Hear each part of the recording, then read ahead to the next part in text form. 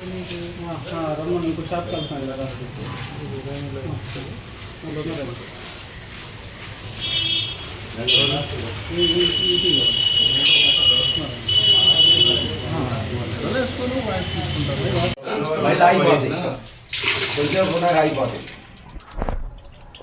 పాలు గడ్డలు కట్టిపోయినాయి అంటే పట్టకాదని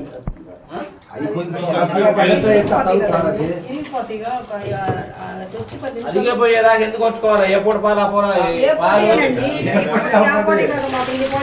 ఇప్పుడు అయిపోతాయి ఎవరైనా వస్తే. అసలు మనకు వచ్చే ఏ పాలతో చేశారు? అసలు మన అసలు అసలు ఏం ఉండవండి. ఎక్కడ చేస్తారు మీ పాలు? మనకి మంచిర్యాల నుంచి వస్తాయి సార్. పొన్నూరు రోడ్డు, అదే పొన్నూరుకి వెళ్ళే 6% పాలు అంటే ఇవన్నీ ఉండదు కదా అంటే నీళ్ళు మాకు కలిపి దాన్ని పెట్టి నువ్వు 6% అన్నావు. ఓల్ మిల్క్ డైరెక్ట్గా పాలు అయితే 6% ఉండదు సార్. Okay sir. ఈరోజు నిన్నటి నుంచి మా కమిషనర్ ఉత్తర్వుల మేరకు రాష్ట్రంలో ఉన్న అన్ని జిల్లాల్లో మిల్క్ సంబంధించి మ్యానుఫ్యాక్చర్ లెవెల్ నుంచి రిటైలర్ లెవెల్ దాకా ఇన్స్పెక్ట్ చేయడం జరుగుతూ ఉంది. ఇన్స్పెక్షన్లో భాగంగా ఈరోజు గుంటూరు పట్టణంలో ఉన్న తర్వాత నీలా వెంకయ్య డైరీని ప్లస్ ఇంకా 2 డైరీని చెక్ చేయడం జరిగింది. ఆశ్చర్యకరమైన విషయాలు ఏంటంటే వీళ్ళందరూ కూడా ఫ్రీజర్లో వాడుతూ ఉన్నారు. ఆ ఫ్రీజర్లో వాడే గ్లైకాల్ ఏందనేది సర్టిఫికేట్ లేకుండా ఫ్రీజర్లు ఎలా చేయం.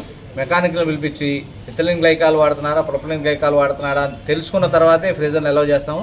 తర్వాత ఏంటంటే మెయిన్ ఏం జరుగుతుందంటే పాలు పల్లెటూరు నుంచి తీసుకొని వచ్చి వీళ్ళు వెన్న తీసి తెల్ల ప్యాకెట్లో ప్యాక్ చేసి అమ్ముతూ ఉన్నారు. అది చట్ట విరుద్ధం. వీళ్ళు ఎవరికి ప్యాకింగ్ చేసే లైసెన్స్ లేదు. అలా చేయదలుచుకుంటే ప్యాకింగ్ లైసెన్స్ తీసుకొని లేబుల్ ప్రకారం ఏ ఫ్యాట్ పర్సెంటేజ్ ప్రకారం అమ్ముతున్నారు, ఏ పెరుగు అమ్ముతున్నారని లేబుల్ డిక్లేర్ చేసి అమ్మాలి. ఏది పడితే అమ్మడానికి వీల్లేదు.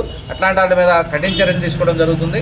మేము అన్ని ప్యానెల్లో కానీ అన్ని సెంటర్లో మ్యానుఫ్యాక్చర్ లెవెల్ నుంచి అన్ని లెవెల్స్లో శాంపిల్ తీయడం జరుగుతూ ఉంది. ఇక్కడ కూడా పాలు పెరుగు శాంపిల్ తీస్తూ ఉన్నాం. ఎనాలిసిస్కి ల్యాబొరేటరీకి పంపించి ఎనాలిసిస్ రిపోర్ట్ వచ్చిన తర్వాత వీళ్ళందరి మీద కఠిన చర్యలు తీసుకుంటాం. మీ ద్వారా మేము తెలియజేసేదంటే ఇట్లాంటి ఫ్రీజర్లు వాడే వాళ్ళకి మాత్రం ఫ్రీజర్లో ఏ గ్లైకాల్ వాడుతున్న సర్టిఫికేట్ ఉంటేనే వాడాలి, లేకపోతే ఫ్రీజర్లన్నీ కూడా సీజ్ చేస్తామని మీ ద్వారా తెలియజేస్తాం.